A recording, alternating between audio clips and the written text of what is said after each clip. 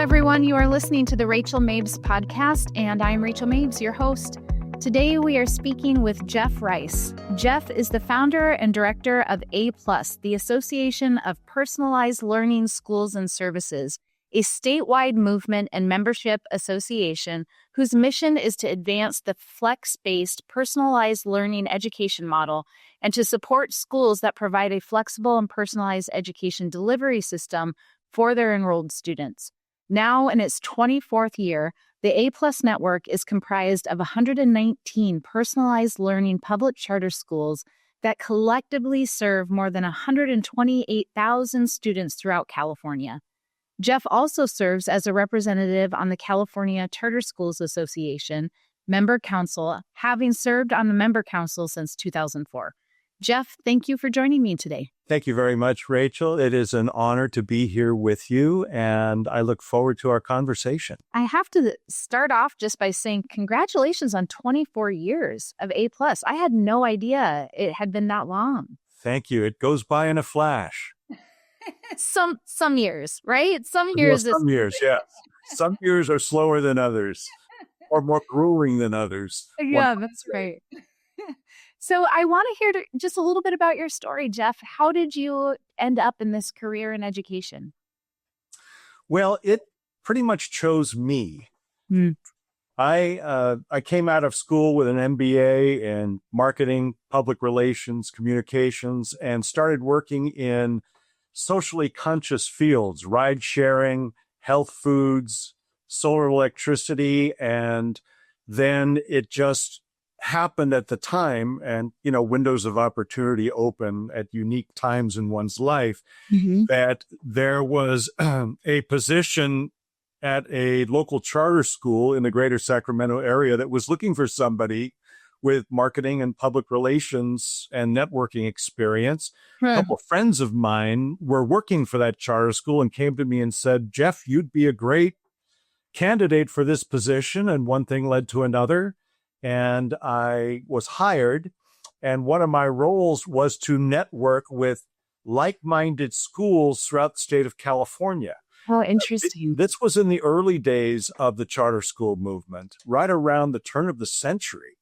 And so there wasn't a lot of organization by model types. It was more, there was one organization that represented all charter schools called Connect. It was the predecessor to the California Charter Schools Association. Oh. And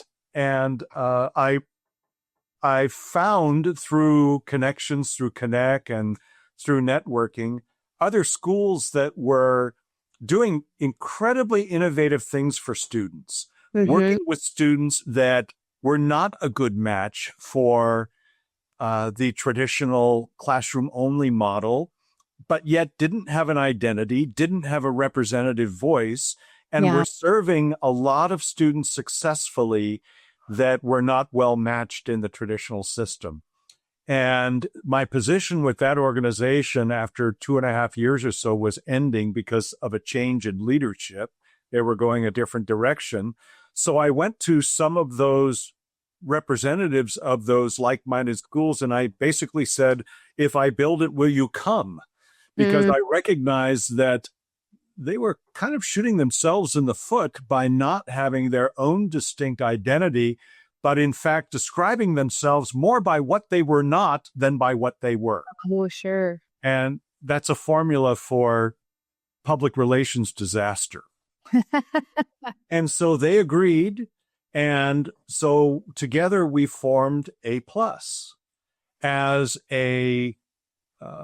both a movement that was to advance personalized learning, and which is a more flexible model that's tailored to the needs of individual students rather than a single curriculum, a single environment, a single pace, and a single teacher that pretty much teaches a group of students all the same way at the same pace. And we recognized moving into the 21st century that system was obsolete for a lot of students.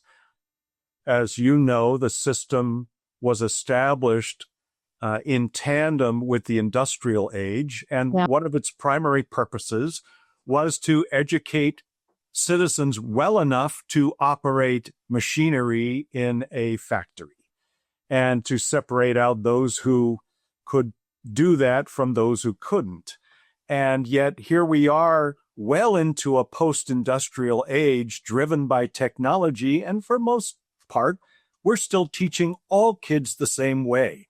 But yet technology is changing society and changing the way we understand things, the way our knowledge base and so forth so rapidly that there needs to be something more than that. I think the other thing to consider is the fact that the 21st century really is the century of the individual. We've moved from a group-minded type of approach to an individual-minded type of approach. And you just need to look around at all of the different industries and services that have become tailored and personalized to the needs of individual clients. And one would think that education should be on the leading edge of that, but yet it's decades behind.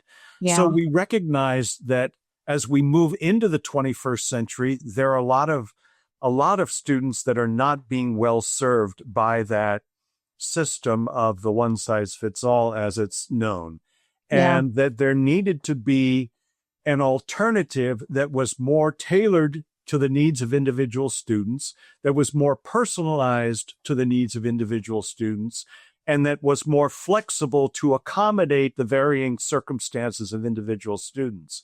Our mission was to advance that opportunity, and then secondly, to support schools of like-minded educators who recognize that vision for the 21st century and were dedicated to providing a more flexible and personalized approach to the growing number of students that were falling behind, that have experienced mental health trauma, that were bullied, that have socioeconomic challenges or ethnic challenges, urban challenges, where their needs are not being met by the system.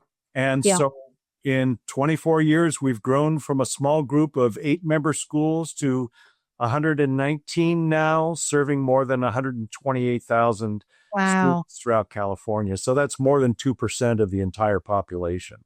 So, Jeff, if you wouldn't mind, because not everybody who listens to the podcast comes from an education background, and you talked a little bit about what the traditional setting looks like. Could you just give a brief overview of when you say personalized learning education model and the type of school and charter that is set up in APlus, what that actually looks like in practice? Yeah, so when we talk about personalized learning, we really talk about providing options in all of the variables of learning. And there are, in my estimation, 5 different variables.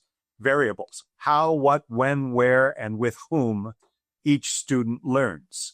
So when we're talking about personalizing, we're talking about personalizing education in all of those areas. And so when we're looking at how can we deliver that, we have to have a delivery system that recognizes that there need to be choices in all of those variables to varying degrees. Now, personalized learning can fall significantly along a spectrum. One can personalize learning by changing the pacing, and even some classroom-based schools do that. Yeah. And so to the degree that any school, whether traditional, public, or charter, can begin moving along that spectrum toward personalization, I think we're going to have a much better public education system in the future. Yeah. Recognizing that, yes, some students will still do well and learn successfully in that same pace, same curriculum, same environment, same teacher model. But even varying the pacing or varying the choices of textbooks or resources or other curriculum, adding on online courses, adding on different pathways, furthering CTE pathways, supporting curriculum providers that might be aligned with state standards, but maybe are not state adopted. those kinds of things that are more suited to individual needs of students. Yeah. It's interesting, Jeff, that I hadn't thought about it like this before. And I wonder if it's kind of a chicken and egg question. But, I would say years ago, that community model was much more prevalent in the United States. Not even just, like what you were talking about during the industrial age and the purpose of school, but just as how we operated together as a society. And that has all shifted with a lot of technology and social media and access to platforms and news across, every avenue that you could possibly imagine, things coming at your fingertips. Like, I wonder how much is, yes, our society as a whole has shifted and shaped now the way in which we have to keep up to be able to support students versus students have shifted and now we need to keep up. Does that make sense? I think that's an excellent point. And I think the big red flag warning of technology is it can strip us of our humanity. Yeah. And we can't allow that to happen because even with the conveniences and the advances of technology, it's very tempting to move ourselves toward that and forget that we're human beings, that we're social beings, that we need the interaction and support of other human beings in order to thrive, in order to succeed. Look at what happened during COVID. That's right. Yes. During COVID, students and teachers and human beings were isolated from one another. And in that isolation, they developed significant mental health issues that to this day have not been for many people resolved and subsided. We cannot lose our humanity. The way to embrace both technology and humanity in public education is to move towards a more flexible, tailored, and personalized model for students that need something that is more adaptable to who they are and what they need. And we know that that students are individuals. They have their own unique spark of divinity. They have their own unique interests and aspirations that are unlike any other. And that needs to be honored and respected. If we don't honor and respect that, then we diminish their capacity and we put them in a box that with a label that oftentimes they hang on to for life. And it is demeaning and it is condescending as to who they are and what they can become. We need to get back to honoring and respecting one another for who we are, even with our differences.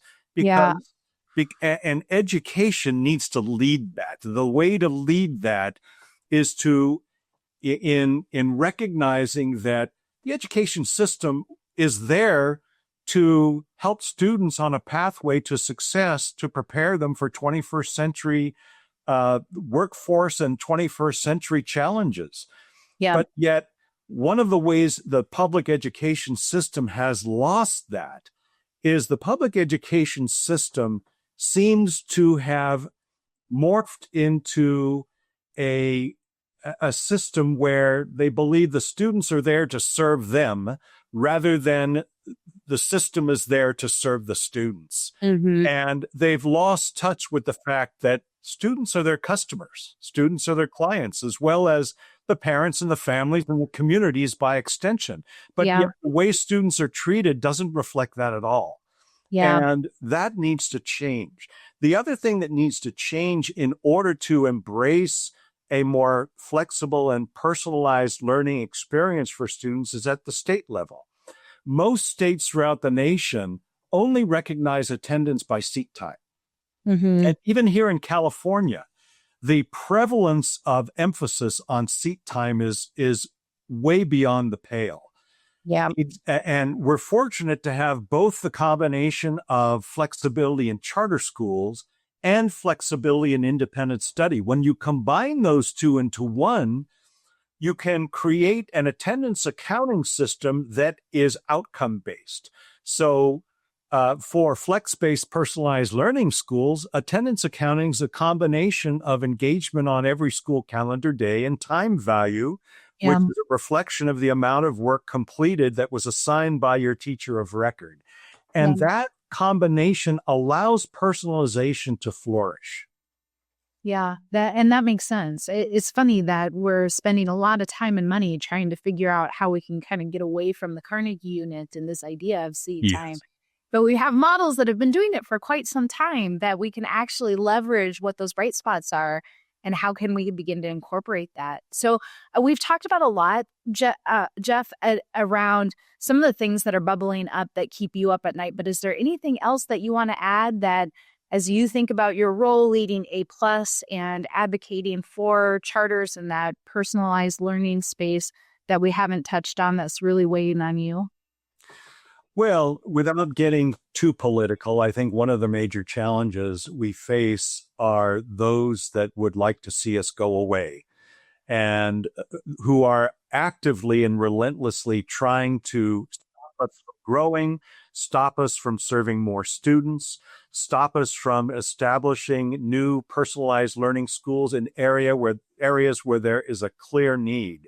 So that keeps me up at night. The other thing that keeps me up at night is just the heartbreaking reality of the number of students that should they be able to have access to this kind of model would thrive.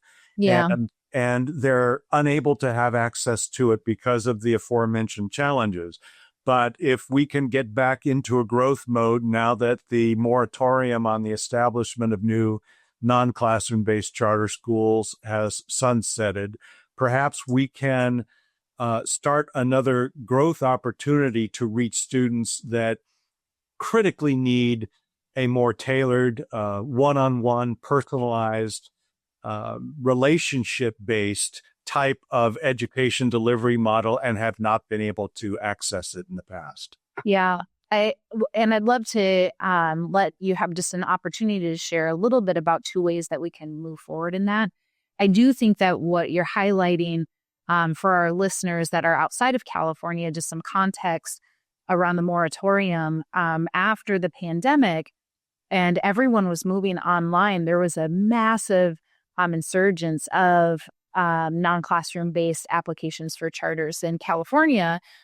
Put a hold on that of not allowing any more to open and for a set amount of time. And that moratorium now is just expiring. That will open those doors again. And I'll be interested to see, Jeff, and I'd love your thoughts on this, if that has cooled a little bit now that things from the pandemic has settled down, if we're going to see, I think, the same interest and excitement that we saw during that time period of lots of people putting that forward. Do you have any indication or sense of what that's going to look like? Well, imagine a pressure valve that isn't able to release steam and it builds up from within. Yeah. And finally, the valve is turned to release it. Well, the force that has built up over the past 6 to 7 years is so intense that it's bound to just explode off the top. My greatest concern is the motive of people coming in to establish new non-classroom based charters. We, APlus, for 24 years, have been partially successful because we require of our members that they be committed every year that they renew their membership to a high standard of integrity, accountability, academic excellence, and compliance. But we've seen a couple of bad actors come into the sector that we have had nothing to do with it. In fact, we were whistleblowers early on when we saw some shenanigans going on that we knew were out of compliance, unethical, and downright illegal. And they fell on deaf ears. Nobody at the authorizer level, at the county level, or at the state level would take immediate action to shut those schools down. And they allowed them to proliferate into very large, cancerous entities that scammed in some cases, hundreds of millions of dollars. If they had acted immediately when we blew the whistle, they would have shut those before they were ever allowed to steal money from the state at the levels that they did. My concern is, and so our 119 schools stand strong and united for integrity and accountability. I wish I could say that all schools that come into this sector have the same commitment, but there's no guarantee that they do. Right. Especially those who have been waiting in the weeds or waiting in the wings for the moratorium to sunset. I am concerned about their motives coming into California or having already been within California to establish a new non-classroom based charter school with a motive that's self-serving, that's for profiteering. And we know of instances where petitioners go to districts, promise them the world, promise them more money than they could have ever imagined having. And the backroom deal is in exchange for turning a blind eye to what might be going on in the school. I do not want to ever see that occur again to the level where it's another A3 type of situation. So what keeps me up at night are, for lack of a better term, snake oil type salesmen coming in and trying to sell a bill of goods for their own profit motives and not care kids and be accountable and be rooted in excellence and compliance.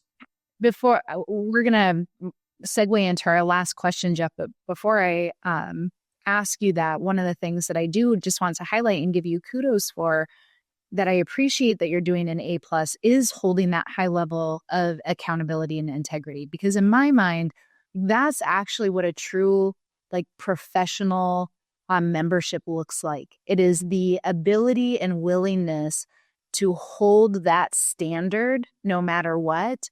And when something isn't meeting that standard, to call it out. And I think if we in education, just in general, operated more along those guidelines of what we expect from one another, I think we'd have an entirely different model. But I do want to get to our last question, and I'm interested to see where you go with this one. What question in education are we not asking that we should be? What is in the best interest of students? How can we best serve students and families? How can we change our system to be more adaptable, tailored, and personalized to the needs of individual students? How can we put students first in the public education hierarchy? Those are all questions that are not being asked by the system, but that we have embraced and put as our top priority. Yeah. On that note, Jeff, I couldn't have said it better, that kids have to be at the heart of everything that we do. Yes. I just want to thank you for your time today, for your expertise and your commitment to the work that you're doing and the benefit that it has to over 128,000 students in California. It's pretty impressive. Thank you so much, Rachel. It's been an honor to be with you, and I thank you again for inviting me to join you. To all my listeners, thank you for joining us today. Parsec Education is proud to partner with charter school organizations like APlus. We are here to support you and your teams. We have a variety of free resources on our website built to support your mid-year LCAPs or strategic plans, climate and culture surveys, and your budget planning for the 2026-27 school year. Check out what we have at parseceducation.com/resources.